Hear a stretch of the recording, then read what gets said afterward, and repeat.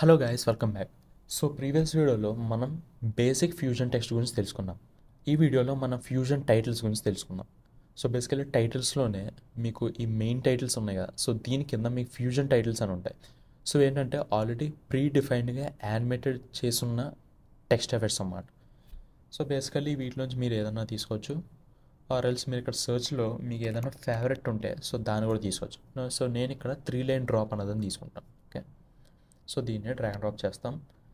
And if దీని కనుక play చేసి చూస్తాం అనుకోండి, సో ఈ విధంగా మనకి ఇది యానిమేషన్ అనేది అవుతుంది.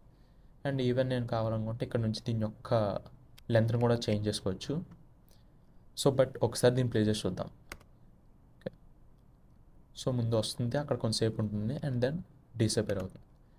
కానీ ఎప్పుడైతే నేను దీన్ని టైం లెంత్ పెంచుతానో సో అప్పుడేమవుతుందో చూడండి. So starting and ending frames యొక్క యానిమేషన్ టైం అనేది చేంజ్ అవుతుంది. ఓన్లీ ఆ మధ్యలో ఈ స్టిల్ పొజిషన్ ఏదైతే ఉందో సో అది మాత్రమే ఎక్స్టెండ్ అవుతుంది.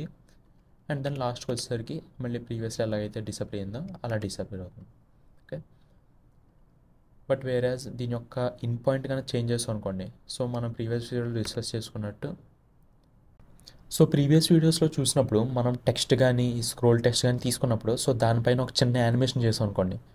సో యానిమేషన్ చేసి దాని యొక్క ఇన్ పాయింట్ చేంజ్ చేసాం అనుకోండి, సో లెట్సే దీన్ని డిసేబుల్ చేద్దాం అండ్ దీన్ని ఎనేబుల్ చేద్దాం. ఓకే, సో లెట్సే ఈ విధంగా యానిమేట్ అవుతుంది. ఓకే, అండ్ దెన్ ఇప్పుడు కనుక దీని యొక్క ఇన్ పాయింట్ తీసాం అనుకోండి ఈ విధంగా, అండ్ ఇప్పుడు ప్లే చేసాం అనుకోండి, సో ఆ యానిమేషన్ అనేది మనకి రాదు. సో ఎక్కడైతే కట్ అయిందో అలా కట్ అయినట్టు ప్లే అవుతుంది. బట్ వేరాస్ అదే మనం రీడిఫైన్డ్గా ఉన్న ఫ్యూజన్ టైటిల్స్ తీసుకున్నాం అనుకోండి, సో దీని ఇన్ పాయింట్ మనం ఎక్స్టెండ్ చేసిన ఆర్ఎల్స్ ఇంకా లోపలికి పెట్టినా సరే మనకు ఆ యానిమేషన్ అనేది స్టార్టింగ్ యానిమేషన్, సో అది డిస్టర్బ్ అవ్వకుండా మనం ఎక్కడి నుంచి అయితే పెడతాం సో అక్కడి నుంచే ప్లే అవుతుంది. ఓకే, అండ్ దెన్ ఇక్కడికి వచ్చేసరికి సో బేసికలీ మనకి ఇందులో కూడా డిఫరెంట్ సెషన్స్ ఉంటాయి. లైక్ టాప్ టెక్స్ట్ అంటే సో ఈ టాప్ లైన్ ఉంది కదా, సో అందులో ఏదైనా చేంజెస్ చేయాలనుకుంటే సో టెక్స్ట్ కానీ ఏదన్నా మీరు అక్కడ చేయొచ్చు. అండ్ హెడ్లైన్ అంటే ఈ మెయిన్ శాంపుల్ హెడ్లైన్ ఉంది కదా అది. బాటమ్ లైన్ టెక్స్ట్ అంటే సో ఈ శాంపుల్ ఉంది కదా అది. సో మీరు ఇక్కడ నుంచి ఆ టెక్స్ట్ మార్చుకోవచ్చు, ఆర్ఎల్స్ కలర్ మార్చుకోవచ్చు, మీరు ఏదైనా చేయొచ్చు. అండ్ నెక్స్ట్ సెట్టింగ్స్లో బేసికల్లీ మనం ప్రీవియస్గా చూసినట్టే జూమ్, పొజిషన్, సో ఇటువంటివన్నీ కూడా మీకు ఉంటాయి. అండ్ ఈవెన్ మీరు కావాలనుకుంటే పిచ్తో కూడా చేయొచ్చు. సో బేసికల్లీ పిచ్ ఏంటంటే మనకి టెక్స్ట్ అయితే అవుతుందో సో దాన్ని 3Dలో రొటేట్ చేయడానికి మీకు ఇది యూజ్ అవుతుంది.